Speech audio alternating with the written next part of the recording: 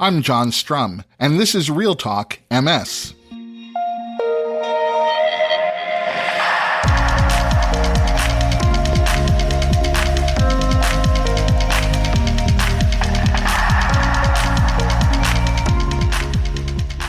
It's January 17th, and we have a lot to talk about. Today, we're talking about a topic that you've told me is the topic that you'd most like me to cover on this podcast. So today, we're talking about autologous hematopoietic stem cell transplantation, or HSCT. And I'm dedicating this entire episode of RealTalk MS to my conversation with the man who pioneered autologous HSCT as a treatment for relapsing-remitting MS. In a moment, we'll meet my guest, Dr. Richard Burt. It's hard to have a conversation about stem cell therapy for multiple sclerosis without Dr. Richard Burt's name coming up. Dr. Burt performed America's first hematopoietic stem cell transplant for multiple sclerosis, systemic lupus erythematosus, Crohn's disease, stiff person syndrome, and chronic inflammatory demyelinating polyneuropathy. And he published the world's first randomized stem cell transplantation clinical trial for multiple sclerosis.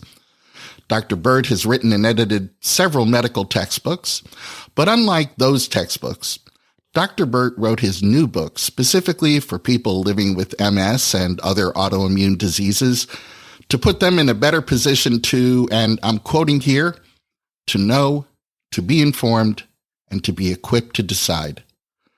The book is titled Everyday Miracles, Curing Multiple Sclerosis, Scleroderma, and Autoimmune Diseases by Hematopoietic Stem Cell Transplant. Welcome to the podcast, Dr. Burt. Well, thank you very much. I know it's going to help some of my listeners if you could start us off by explaining what a stem cell is, what a hematopoietic stem cell is, and what autologous hematopoietic stem cell transplantation actually is. So thank you for that introduction. You're absolutely right. I wrote this book to help clarify some of those misunderstandings that exist out there. There are many types of stem cells. There are embryonic stem cells, there's neural stem cells, there's mesenchymal stem cells, and there are hematopoietic stem cells. So the use, the rationale, and the regulations around those stem cells all depend on the type of stem cell. So what I have worked with that people are aware of are hematopoietic stem cells. That's what I'll talk about today. I've also worked for a long time with IPS, induced pluripotent stem cells, where you genetically reprogram an adult cell back to an embryonic stem cell state. But I won't talk about that today. We'll just talk about the book and the hematopoietic stem cell. The other type of stem cells I really don't work with. So when people ask me to talk about mesenchymal or neural stem cells, I'm aware of them, occasionally read the literature in them. I don't work with them. And so I don't talk about them because information is valuable, but incomplete information is dangerous. And so even though I'm in stem cells, because I don't work with mesenchymal, I don't work with neural stem cells, I'm not up to date with them, what I would say could be misleading, as I have found from my own work when you do it yourself and people talk about it, whether they're in medicine or outside of medicine, I always have to kind of several times raise my eyebrows like, whoa, that's not quite right. But it's because they're not doing it. They don't have the complete information. So going back to the hematopoietic stem cell transplant for autoimmune disease, I describe in the book how the idea came about. It was when I was a fellow at Johns Hopkins, how it was developed when I was a fellow at NIH with Johns Hopkins, working at Johns Hopkins, and then how we developed individual protocols for different diseases and how we had to learn from the results of one protocol for the next.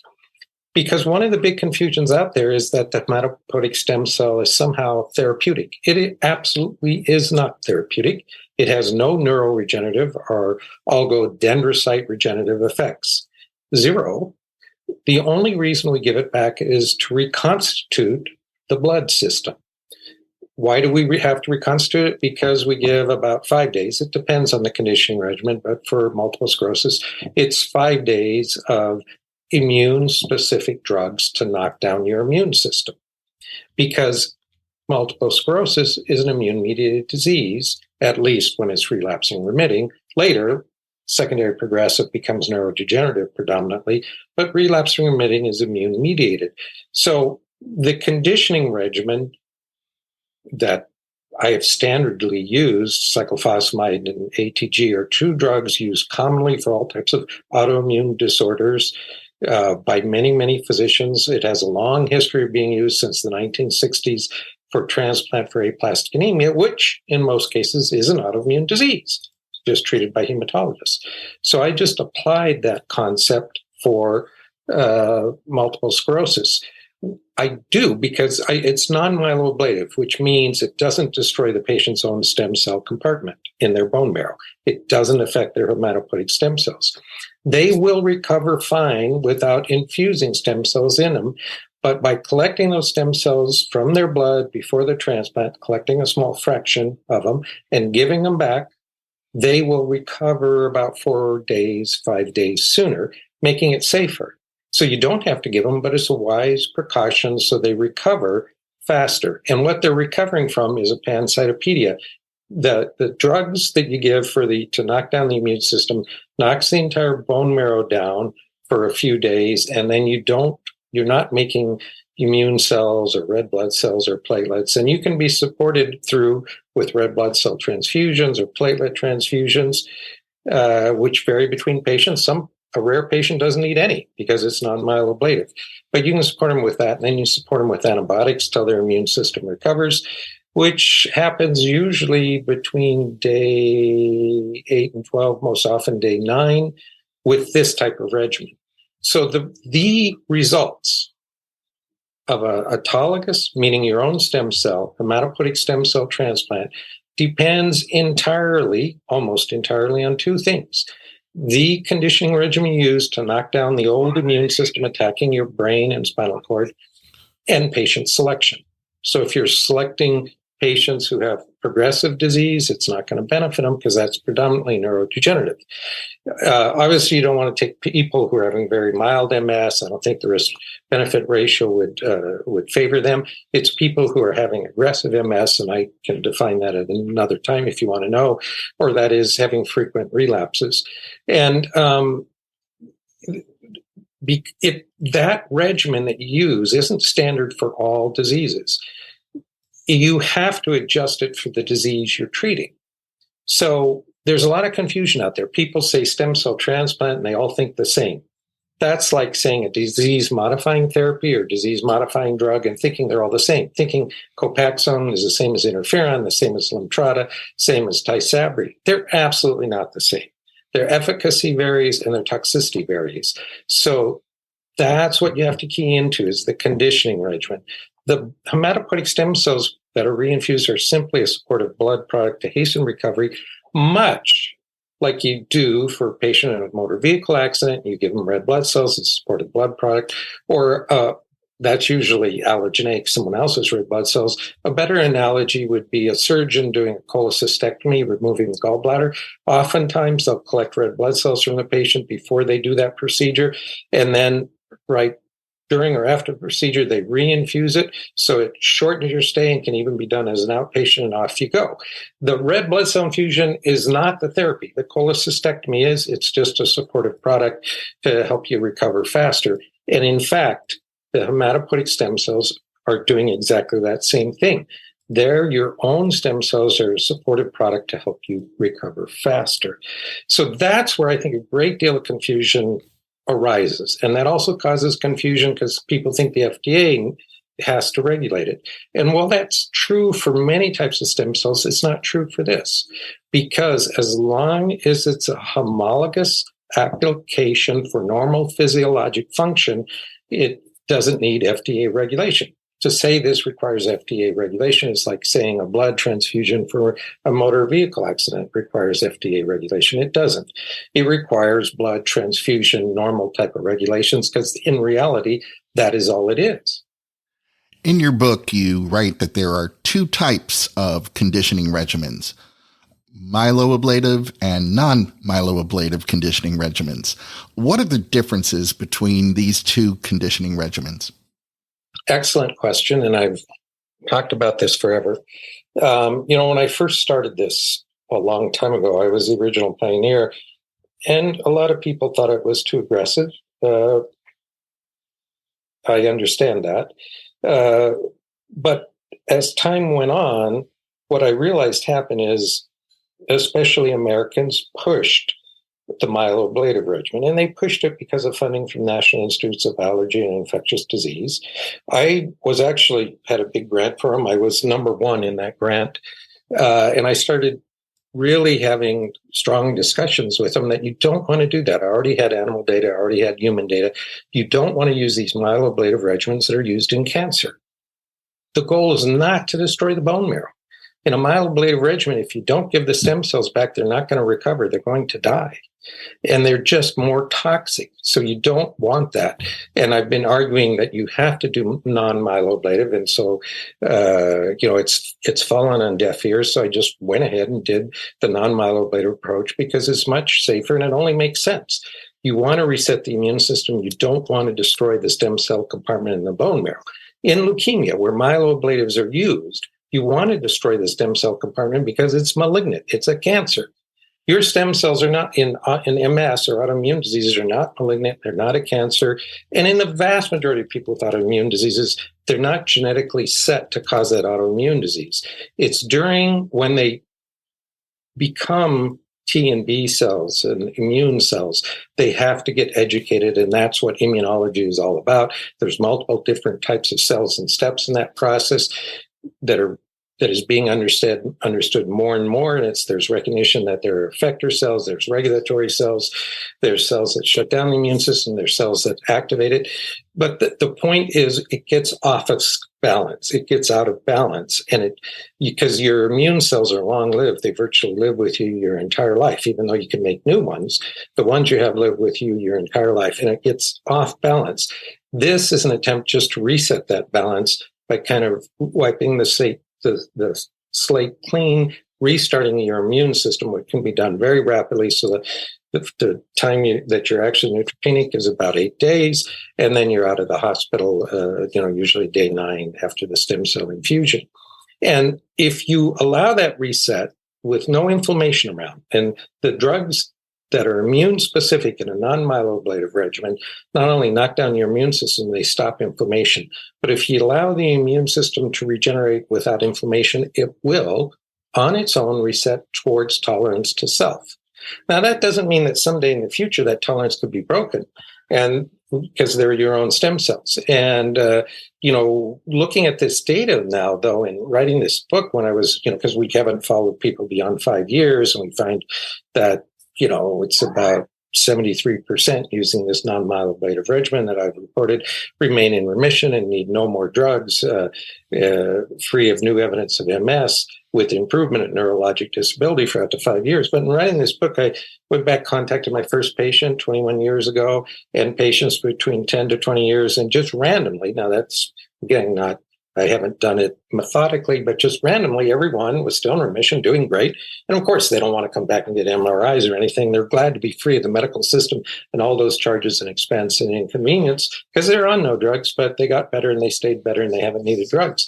And so, there's only 24/7 time available to me and so much to do, but maybe some time in the future, I can go back and do a follow-up on all these patients beyond 10 years because I was just really struck how everyone I called was doing great. So anyway, what I wanted to do is get that information out to patients, make them aware there is a difference between myeloablative. Those are cancer regimens designed to kill the stem cells in the bone marrow. Non-myeloablative that are immune-specific, designed to maximally reduce your immune compartment, but not your stem cell. It won't kill your bone marrow stem cell compartment. The only reason we give the stem cells isn't that you won't recover without them, but it's a blood supportive product to shorten that time of recovery, shorten your hospital stay. Well, I want to circle back to some of those patient stories in a moment or two, but you mentioned that most American medical institutions use this myeloablative conditioning regimen, even for autoimmune diseases. What would they say is their reason for insisting upon this kind of conditioning regimen when we're talking about autoimmune diseases and not cancer? Well, so I don't think there's anything malevolent in their heart or in their minds. I would say they have the assumption that the aggressive myeloablative regimens will give more durable remissions. And I don't, and I have data that is really, really good. So you got to, what I bring out in this book is then why jump to those myeloablative regimens? But I think that they're under that assumption. There's no data that they are better. They're certainly more toxic. They raise the risk of mortality, of other organ damage, and may in some cases even contribute to some neurodegeneration. So that is my concern. When we can do it with a safer non-myeloablative regimen, because that's the goal, reset the immune system, not destroy the bone marrow, then why go to those regimens? But I think that would be the underlying concept they would have that's completely unproven. It's theoretical, but I believe they might feel that way. And the other is they probably feel it's a better way to study regeneration in the immune system if you kind of nuke it all and start from zero. I actually oppose that concept because you nuke everything, things don't come back normal. Okay, that's literally true, and that's been seen in haploidentical transplants for patients with leukemia. The immune system doesn't quite return to normal, or if it does, it doesn't do it as rapidly, and it's also somewhat age dependent in its ability to recover. So I think if you can do it in a more gentle method, it's better. I think the immune analysis with a more gentle method on recovery may be a little different than when you totally nuke it with these myeloablative regimens. But certainly the toxicity is higher. And looking at how my patients have done and how I've reported it, and even wrote this book, I myself, even though I started this field, have no interest in doing these more aggressive regimens. Now, if somebody wants to do it, that's their choice, but they need informed consent. And unfortunately, what's going on out there is that there's confusion. People don't understand the difference between myeloablative and non-myeloablative. And they talk like they're the same, and they are totally different. And of course, the other big thing is the selection of patients. If you're getting patients shifting into secondary progressive, it's not going to be as effective. Once they're secondary progressive, it's of no benefit at all. So all drugs, all surgeries, everything a doctor does has potential good and bad. It absolutely does.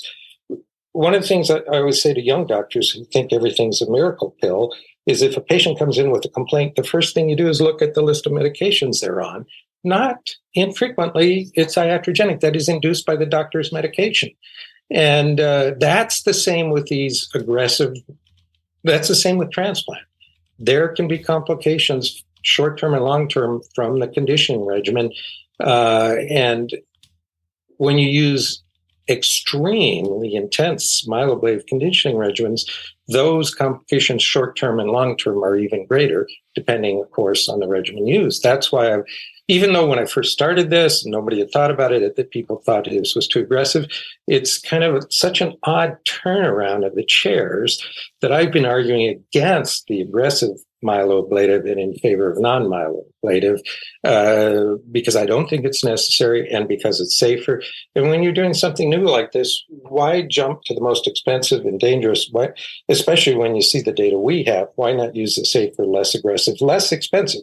By the way, I talk about what the cost or charges are for non-myeloablative. A myeloablative, I don't mention them, but from what patients tell me, they're approximately double that.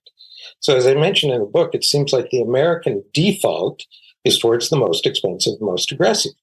And I mentioned that in the last chapter about talking about financial toxicity of our system. And that develops because doctors, for the most part, have no idea what the cost of these drugs or the treatment is, that in terms of the impact on the patient or the comparative cost effectiveness with other therapies. And that's because we're not trained in that. It's because when papers are published, whether it's in the New England Journal or JAMA or Lancet or whatever, they a lot of times omit quality of life. That's a whole other issue. That's starting to change, but they definitely omit the cost and cost effectiveness of that therapy compared to other treatments. So it's been one of the things contributing to really excessive inflation in medical care compared to the rate of inflation for our economy as a whole. And so I bring out in the last chapter, how this has arisen, and that it's not malevolence on the part of any one individual. It's kind of how our systems developed, and that, people are just following it instead of realizing you've got to keep tweaking things to improve it, because the ultimate goal is the patient in front of you. That's what's most important. And I'm just kind of think our system needs to be tweaked a little bit to reemphasize the patient. And again, I bring that out in the last part of the book. Oh, so again, let me emphasize these conditioning regimens. And it's an analogy I make in the book. It's like an astronomer looking at stars out there in other solar systems, and they're finding planets. And they're finding planets in the habitable zone. And so the conditioning regimen, that's what you want. You want the habitable zone. You don't want it too weak. It's not going to be effective. You don't want it too strong. It's going to be too dangerous for the patient with bad consequences and a lot more toxicity. So you don't, life is not going to exist in Mercury. It's way too hot. It's not going to exist on Jupiter. It's way too cold. But in the habitable zone, which is Earth and Mars, life can exist. Now, when you look at planets at solar systems, the astronomers look to find planets in that habitable zone. But that habitable zone, where it is from the star, depends on the intensity of the star. So for a red star, which is not nearly as hot, it's closer, probably around the orbit of Mercury. For a giant blue star, it's a lot further out, maybe around Jupiter. For a yellow star like ours, it's where our planet is. And so, the conditioning regimen used is like that. You want the optimal in the habitable zone, not too strong, not too weak. And that's going to depend on the disease. Not one regimen doesn't fit every disease. I can appreciate how important the conditioning regimen is. And I understand the point that myeloablative conditioning regimen becomes the default. I guess I'm curious. The doctors at these other institutions, they see a lot of the same data you see. They see the patient response to myeloablative conditioning regimens that you've observed. Some of these hospitals are considered to be among the best medical institutions in the world.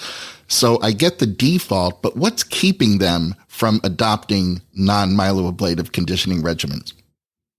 So one of the things I bring out in the last chapter, I bring out 4 points why this is hindered. And one of those points is homelessness. And why I say it's homeless is because there is no National Institute of Autoimmune Disease at the NIH. There is no NIH federal government support for institutes of autoimmune disease or departments of autoimmune disease. And so they don't exist. And the result of that is that this transplant for MS came out of the field of hematology oncology, where physicians use myeloablative regimens for leukemia. There is absolutely no such thing as non-myeloablative autologous transplant for a cancer. They're all myeloablative. So the people, the hematologists that have the skills to do this therapy, they're focused on myeloablative from cancer. That's how they've been trained. They do not know autoimmune disease. They're not trained in MS or other autoimmune diseases. The specialists in the Department of Neurology and Autoimmune Disease do not know transplant. It's all the same to them. So this area has ended up homeless. The reason I was able to do what I did is I originally started in the field of transplant for leukemia. I was a Leukemia Scholar of America because of the gene therapy protocol I did and so forth. But I gave all that up to develop this idea after years of animal models to focus just clinically on transplant for autoimmune diseases. So I had to become an expert in multiple sclerosis or CIDP or neuromyelitis optica or scleroderma or Crohn's. And, to do that, I would spend usually 2 years reading every article and designing a protocol, talking to experts and so forth. Then I sat at the bedside of every patient. But that's not what's going on. You have specialists who are trained to do autologous myeloablative. The concept of autologous non-myeloablative doesn't exist in cancer. And you have other specialists that know MS, but they don't understand transplant. And I think That's one of the big reasons, homelessness.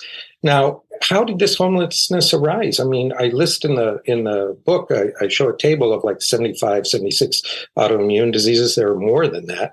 How did this come about? Well, it came about because of how medicine developed. So initially, we developed subspecialties based on what we could see with our eyes. There were no microscopes. So there's dermatology, the skin. There's ophthalmology, the eyes. There's cardiology, because at autopsy, you could see the heart. And then they figured out how circulation works and so forth. There's, again, pulmonary, because you can see the lungs, nephrology, because you can see the kidneys and so forth. But nobody saw these cells in the blood. Nobody knew what they were until we had microscopes. And then it took time, but they began to understand that there are immune cells and different types of immune cells that cause autoimmune diseases. And so that developed departments of immunology, which are basic research departments. But the clinical care of these patients had already been given to all these other different departments. MS went to neurology.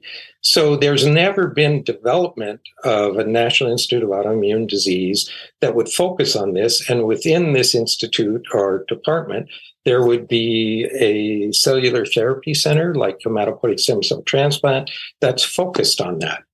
And I think the reason I've been able to see this and get the results I've done, and the patients who, have been with me or have gone through this are so unbelievably, loyal, because it's so fundamentally changed their lives, yet people don't hear them, don't really see them. It's because of how they're trained. They're trained down these different slots. Now, to change that would require someone doing what I do, trained originally in transplant hematology, giving it up entirely, none of it, and focusing on an autoimmune disease or a couple autoimmune diseases. And nobody's done that except me. The other way to do it is that if the government funded a National Institute of Autoimmune Disease and reorganized this area, but cellular therapy in autoimmune disease is going to continue to grow. These, results are important. That's why I wanted to write this label. Get this information out there to the patient, because they'll push it. But beyond stem cell transplant, there's other types of therapies like CAR T cells that are applicable to autoimmune diseases. In my own mind, I have one where I think it'd be perfect because we know exactly what the antigen is that the autoimmune disease is targeting. It's not MS, it's another disease. So that area is going to grow, but it's going to remain homeless, which will inhibit its growth just because people are in different silos. And when you get in a silo, you kind of see what's presented in that silo and how you've been trained. It's kind of like I say in my book, when I graduated medical school, I thought it was a great talk we were given at our graduating ceremony, commencement, in which he congratulated us for everything we accomplished, but then said half of what we were taught is wrong. The problem is we don't know which half. And that's kind of the problem. And so, education is great. I'm all for it. I've spent my life always trying to re-educate myself. I'm a professor. But education can also put blinders on people. And that's why whenever you're changing a field, you meet resistance from the elite in the field because you're seeing things in a new way, in a different way. And that's why I bring out in the book, that's what research is. Research is researching. It's repeating the search at a different time with different eyes. And that's basically what's been happening here. But it's kind of having to change the way people see things. But because their life, those people doing transplants for autoimmune disease, is basically still stuck in myeloablative transplants for cancer, they're not making that adjustment. They're not focusing on just, say, MS. And it's a fault of the way the medical system has been designed. And changing that is something that's well beyond my capabilities to do. Just doing this, at this point, a year ago, I wrote, or was the chief editor, and wrote and rewrote, almost every chapter to help the authors. Many authors wanted my name on their chapters. I said no, but my name is still on 15 of the 66 chapters. A medical textbook, this one, And that came out November of 2021 to help clarify for experts in the field, whether you're PhD or MD, what stem cell and cellular therapy is for autoimmune diseases. But unfortunately, despite doing that, despite all the talks I give, it doesn't take off. So I needed to get this lay book out, which I've done. And I must say in here, I do say that the MS Society has ignored this, and they have. But fortunately, they're coming around. Just the fact they're having you have me give this talk means they're coming around to this. They're warming up to it. They're beginning to see it. And I did send my book to every chapter president in the National MS Society because I want them to better understand it. But if finally, after getting this book out, if this doesn't change things, well, I will say I've kind of done everything I could do. Well, in fairness, I have to say the MS Society has had a pretty significant part of their website devoted to autologous hematopoietic stem cell transplantation for a while now. But I want to kind of switch gears and go from the conditioning regimen to the other important criteria, and that is patient. Your book contains stories about a number of your patients who have clearly benefited, I'd say profoundly benefited, from autologous hematopoietic stem cell transplantation that you performed. And I think you point out that about 23% of those patients don't see the same outcome and they continue to relapse. What is it about those cases that keeps them from achieving the same sort of positive outcome? So they do see it initially, but what I'm saying is that they'll relapse. Maybe it's 2, 3, 5 years out. The latest relapse I ever had was at 10 years. So the point is they do see it initially and they get better and then they relapse. And I mentioned how 2 of them, generally when they relapse, they're easier to control with drug therapy and do better. But what is it in those quarter of patients that will relapse? Again, initially they do get that same benefit that can last for many years. But what is it that causes them to relapse? I do not know. There's no predictive marker, and I wish I did know. Because then you could start, in medicine it's important to tailor your therapy. Maybe then you could look at how to tweak the regimen for that subgroup. So honestly, I do not know. Every advance opens the doors, but raises new questions and new doors that you have to open. And that's one of those questions that I don't have an answer to. Nobody does. I can tell you that I don't want to do a second transplant. I was kind of forced by 2 patients who made me do it because when they came back, it was as aggressive as it was initially. It came back after several years, and they just refused to take any drugs until they got a second transplant. I couldn't let them sit there with their brains on fire, so I did it. And their remission after the second transplant has been longer. There are many, many years of remission exceeding the first, which is called a remission inversion. And you do not see that in leukemia with myeloablative regimens. Your second remission is shorter than your first. So it's only an N of two patients, and it's longer. And again, my goal is a one-time therapy, after which you get better, stay better, and need no more drugs, and you don't relapse. But yes, with the regimen, I use 23 to 25% relapse rate. What has shocked me is that when I'm looking at them now longer, 10 to 20 years out, the ones I've talked to are still doing great with no treatment. I'm going to talk about a couple of them in just a moment. One more question about this. You write that the most significant risk for death with the non-myeloablative conditioning regimen is infection. But I didn't find the mortality rate associated with this much safer procedure. Do you know what that mortality rate is? Yes, I put it in my book, and I actually have published a paper. We published a paper in Journal of Neurology, and I referenced it in the book as well. It's also on my website. All my publications are on the website, and that paper had 511 patients in it treated with non-myeloablative regimens, both on and off study, everybody we did. And the mortality is 0.2%. A patient died of Legionella that was post-mortem discovered to be in the shower head and in the sink. It was in the water supply of the hospital. So, that those things can happen. You write about one of your patients whom you've named Barry. I should point out that sometimes you may be using the patient's name. Sometimes you may be using a pseudonym for them. So you've named this patient Barry. You indicate it's been 20 years since Barry's transplant, and following his transplant, he was able to go back to his 60-hour work weeks. He returned to coaching and playing hockey. He and his wife bought a house on a lake, and every weekend, he's out on the water, jet skiing, swimming, boating. And there's another patient, Andy, who had his transplant 15 years ago. Andy was a computer programmer, and although Andy's now participating in the MS 150 2-day, 150-mile bike ride, he wasn't able to return to his job. You share a lot of hugely successful patient outcomes, and there are other examples of what seem like successful but less complete or less full restoration of that patient's prior function.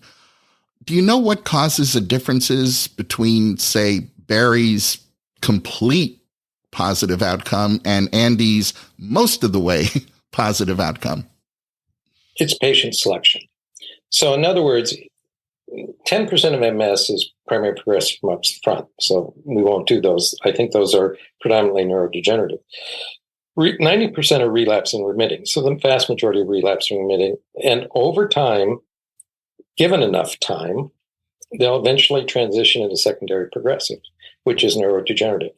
So the longer you wait, the more time, the more drugs, DMTs they failed, and the more they enter into secondary progressive, the more permanent damage there is. Even if they're not in secondary progressive, there is still going to be some permanent damage that's not going to repair. It's remarkable that we get the repair that we do, because the stem cells don't cause repair. It's your own brain that repairs itself once the immune attack is stopped. That's what's going on. Now, it's like MS itself. You get a relapse, you go back to your normal baseline, relapse back to your normal baseline. You have a relapse, you don't recover all the way to normal baseline. You have to have some permanent deficit until the next relapse, where you may go back to that same permanent deficit or more deficit. If you do a transplant when there's permanent neurologic deficits that can't recover, those aren't going to recover. The remarkable thing is how much of it does recover. So that's an argument to do it sooner in the disease, rather than just continuing giving these drugs and allowing a patient to continue to progress, but at a slower rate than without the drug. Of course, the problem is you don't want to offer this therapy in someone who's going to do really well and have very mild MS from the beginning. I don't think the risk-benefit justifies that. But I certainly think it can be moved more up front. And where I think this should be considered with a non-myeloablative regimen, I put that caveat, non-myeloablative, or people who a neurologist would, upon first evaluation, there's so much activity, so many brain lesions, that they'd want to start one of these aggressive, expensive, well, they're all expensive, but aggressive DMTs like Lemtrada, or cladribine, or Tysabri, or Ocrevus. I think that's a group you can take up front to non-myeloablative. The other group we take are those who have just failed either an interferon or Copaxone, but have had at least 2 confirmed acute attacks in the last year, or have failed any more aggressive, second or third generation DMT, but have had at least 1 confirmed attack in the last year despite those drugs. So, you want to get it while still relapsing remitting. And the sooner you get it before it's had time to slowly cause damage and permanent neurologic disability, the more recovery you're going to get. Some of the folks who are listening to our conversation are people who are living with relapsing remitting MS. Some of them are currently on one of the high efficacy disease modifying therapies, and to them, their MS is relatively well managed. How should they be thinking about autologous hematopoietic stem cell transplantation? So I get people coming to me like that all the time. And basically, if on one of these highly efficacious DMTs, they're not having new disease activity, that is, no new acute attacks, no new lesions on the MRI, we don't offer it to them. If it breaks through and they start having these acute attacks, new lesions on MRI, then we would reevaluate it and offer it to them. You write that given their outrageous cost in the United States, 1 year of paying for MS disease-modifying therapies would pay for the entire transplant when using a non-myeloablative regimen. Insurance companies are in the business of preserving their resources and basically building their profits. They're in the business of trying to find the most cost-effective treatments because it works to their advantage. So given the cost of autologous hematopoietic stem cell transplantation compared to the cost of almost any DMT, why aren't private insurance companies jumping on this and lobbying to see more of these procedures being performed? Well, I think insurance companies, number one, they look at the initial upfront expense. They don't like annualize it over years. And actually, Profit in America runs that way. It's the quarterly report. It's not the effect over 5 years and the tremendous cost saving. It's what's going on in the quarterly report. But above and beyond that, whenever I bring that up with insurance companies, and we talk with every insurance company when we submit for insurance approval, go through pills if necessary, spend a lot of time. We don't ever charge a patient. We just spend a lot of time trying to get them to see how this benefits the patient, how it is appropriate, and how it could also help the insurance company.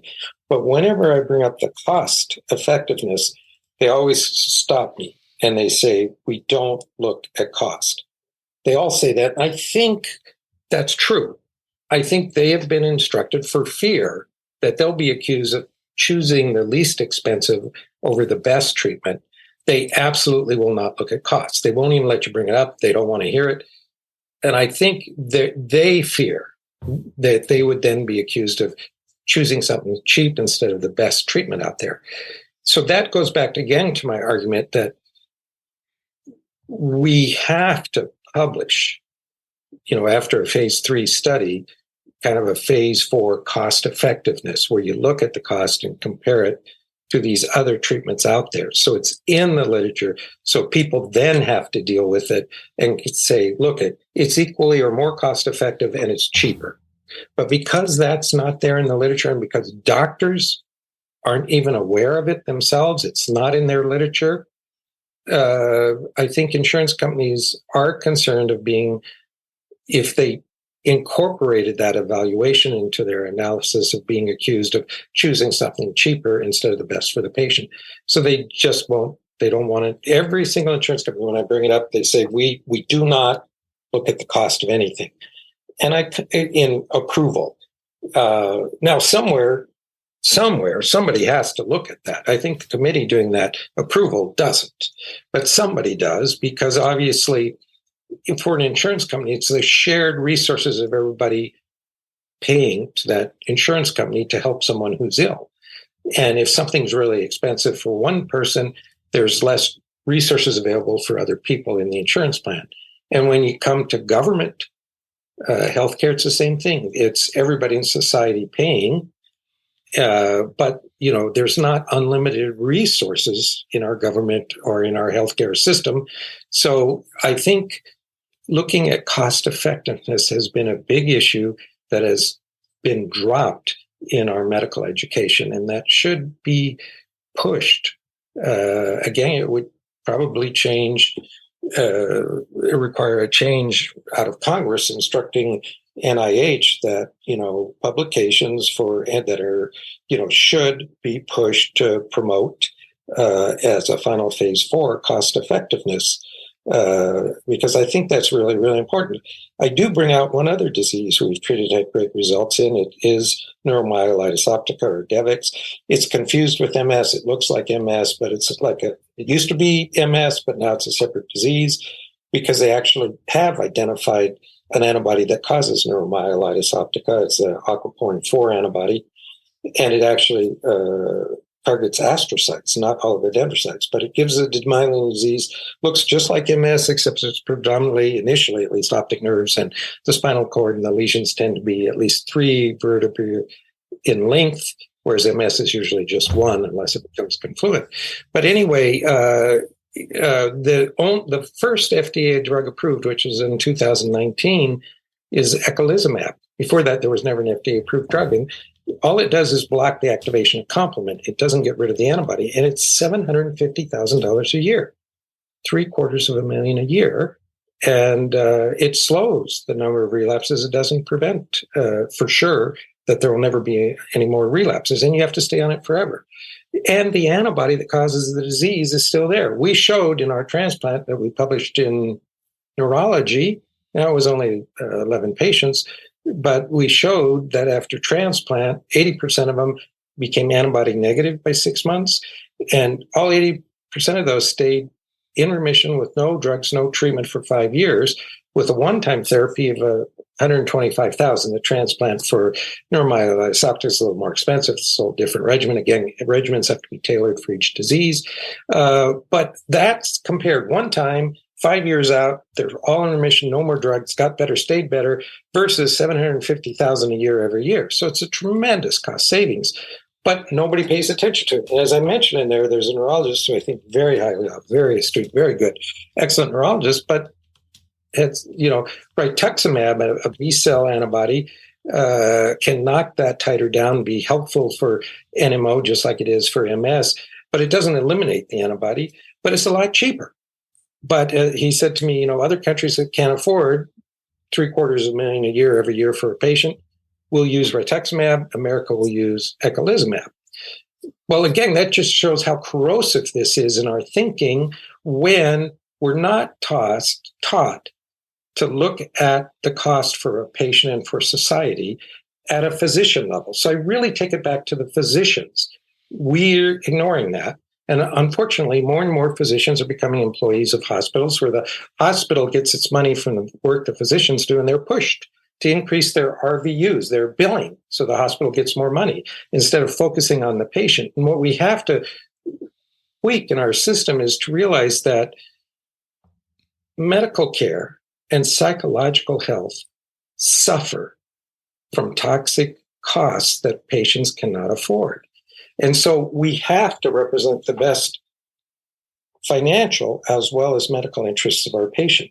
And as physicians, we're not taught to represent that financial interest. And in fact, it's going completely the wrong direction, with physicians becoming employees, being pushed to bill more and more and more to support the business structure above them that they're not a part of. And then they are rewarded at the end of the year with a big check because, they billed more than was originally anticipated. And that happens. Believe me, it happens all the time.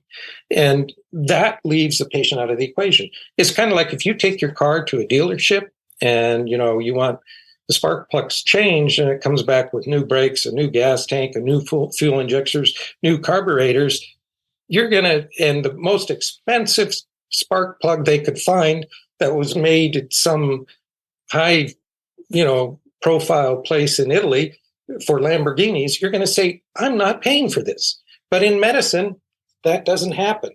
So the system needs to be tweaked.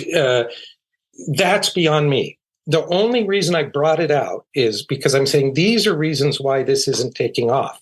It's not somebody not wanting to help patients. Absolutely not. All doctors want to. But the way the system's gotten structured, together, they're prohibiting the advance of something that can be highly effective and very cost effective, and even telling patients about it so they're aware, or even understanding the difference between myeloablative and non-myeloablative. Very, very important. One's cheaper and safer compared to the other. And it's like, again, the difference, it's understood. Copaxone's different than Lemtrada, but when it comes to transplant, people aren't understanding those differences. I think you've made clear that autologous HSCT is a potential therapy for relapsing-remitting MS.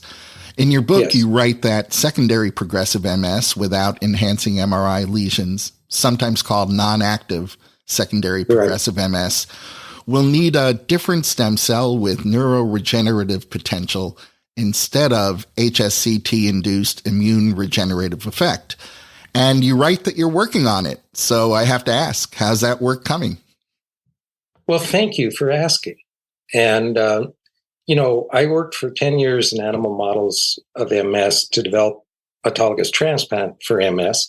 It does work in relapsing-remitting, and it works not nearly as well, but it still works in active secondary progressive. That is, you still have new active lesions in the MRI in the last year. Once you're non-active secondary progressive, no, it doesn't work, and I won't offer it to patients with MS. And my bias is that we truly need a neuroregenerative therapy in those patients. And so I've been working now quietly for the last 10 years in animal models. And we've actually have 7 US patents using iPS cells to regenerate tissue, and have really, just with an interesting tweak, come up with a universal stem cell that can repair any organ system independent of your MHC. In our patents, I've given it the term transbiosis. I don't think anybody's ever used that term. It means transfer of life.